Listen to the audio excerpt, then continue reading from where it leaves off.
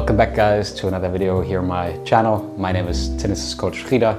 I'm an online tinnitus coach, founder of the 12 weeks online tinnitus habituation program at mytinnitus.club, and today I'm going to attempt to explain to you what the hardest part about tinnitus is, and I want to do that in under 10 minutes.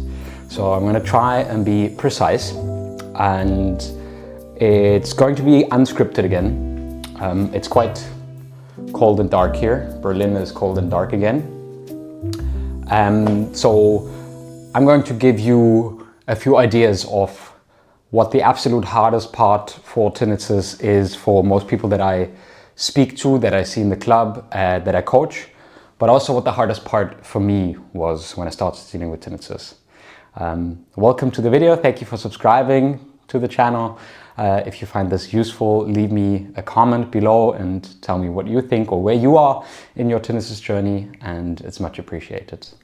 Yeah, my name is Tinnitus Coach Frida. Again, I was born deaf on my left ear and I've had a severe high-pitched tinnitus and a hearing aid for the past 15 years, 14 years, yeah, something like that. The hearing aid I got after getting tinnitus, so I only had a hearing aid like 2 years in. Yeah, and the hardest part for me obviously was the part that I was not able to distract myself properly. And together with that, of course, a lot of shame and guilt for not having taken better care of my hearing. I already only had one ear left, right? I was born deaf.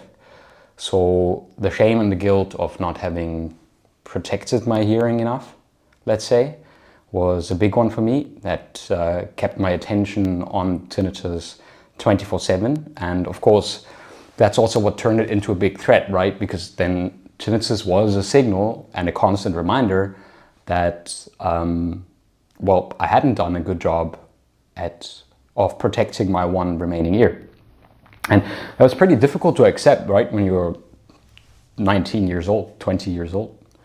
And it was something that I only came to terms with eventually over the years when I started wearing a hearing aid as well, and when the hearing aid got refitted and tailored to my hearing loss eventually.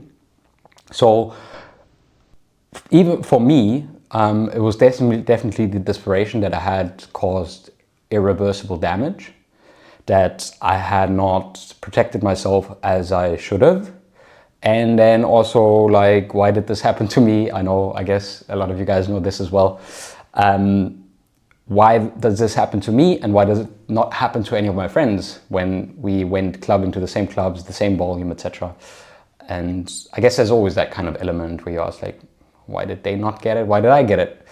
And although those thoughts aren't very helpful because they keep our mind on the tinnitus, those are often the thoughts that are the hardest about tinnitus. And a few of the thoughts that many of the people in the club have when they come to our program is, I will never be the same again, or my life will never be the same again, or what can I do to solve this?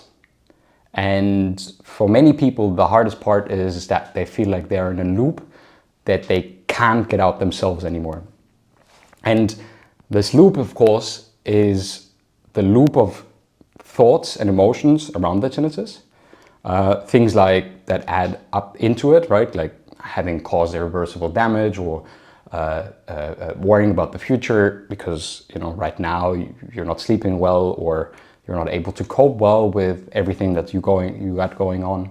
And then of course that gets attached to the tinnitus. And when that gets attached to the tinnitus, the brain pays more attention to the tinnitus, right? Because the meaning that tinnitus has in your life is a bigger one. Therefore, tinnitus is a bigger threat. Therefore, your brain needs to pay more attention to it, to contain it, to do something about it, to evaluate whether it's getting worse or better. And that is often a vicious cycle that many people cannot escape for a long period of time.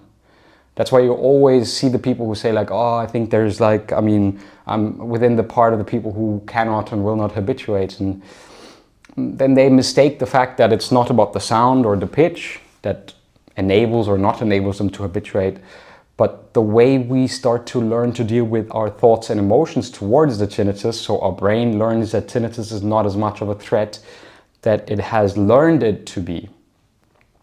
I gave an act metaphor a lot. When you repeat one word the same way over and over again, it loses its meaning. Or when you get bitten by a dog, you're going to be afraid of other dogs as well, and you have to retrain yourself in order not to respond in that way to dogs again, right? Afraid. And with tinnitus, it's very much the same thing. So all of these things that make tinnitus so difficult. So, oh, I'm nearly falling off my little chair here. I hope the camera's still good. Let me check, what time are we on? Okay, we're at 5 minutes. I don't have that much time left. So when we are dealing with these thoughts and emotions, we feel like we're left alone. We feel like it's never going to change. We feel like our life is ruined from this. We feel like we cannot enjoy silence anymore. I did a very cool podcast episode it's releasing in a few weeks with Agi, our former community member. Or she's still in the community, but more for a reason of being able to support other people. And we talked about how silence, right, that we live in such enclosed spaces is a super modern concept. Like 100 years, 150 years ago, people did not have that level of sound insulation. So it's absolutely not normal for us to be in complete silence. So we mistake the concept of silence not being there with peacefulness not being there, but those are two opposite things. So all of these things that make tinnitus so bothersome, right? The hardest part about tinnitus, those are the hardest part about tinnitus. But once we learn that we can let go of these ideas, we can create some different evidence that our life can still be pretty good, which is what we constantly do. It's about telling your brain that you can still live a very good life, and in fact a normal life with tinnitus like without tinnitus. And that's what I'm here for, and that's why I'm coaching people. That's why I have the online program. And without saying too much, I know that there are a lot of things that make tinnitus super bothersome. I know that there are a lot of things that make tinnitus the worst thing ever to deal with. And you can probably drop a very long list below in the comments about what makes your particular tinnitus the worst one, the loudest one, the one that least you can habituate to. And everyone will have one perspective on this. I always say every client has the worst tinnitus that I've ever had. But in essence, it's not the tinnitus loudness or intensity that is the worst thing, but your emotional reaction to it and how that makes you feel and how that keeps you in a vicious cycle, in a nutshell. That's what's most bothersome about tinnitus, and that's what's the biggest problem with tinnitus. And the smallest problem with tinnitus is living with it. The biggest problem is to go from here being extremely bothered by it to here being not bothered by it and fully habituated. I hope that made it more or less clear. I hope it was under 10 minutes. If you want more information on this, then you can go to habituate.online. You'll find my free 4-day course to tinnitus habituation. You will also find a link to our program and a link to my exclusive coaching spaces. I'm not sure if we still have spots left for November. Otherwise, there'll be spots for early December or for later, middle of December or early January then. Thank you very much for staying with me. Thank you very much for supporting the channel. Thank you very much for bearing with me. I hope that this made sense, although it was pretty much unscripted, and I just wanted to talk about this idea of what actually makes tinnitus so bothersome.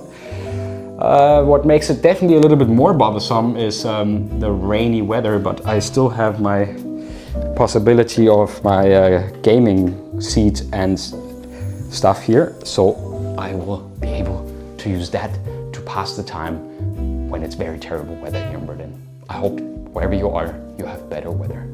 All the best. See you in the next one.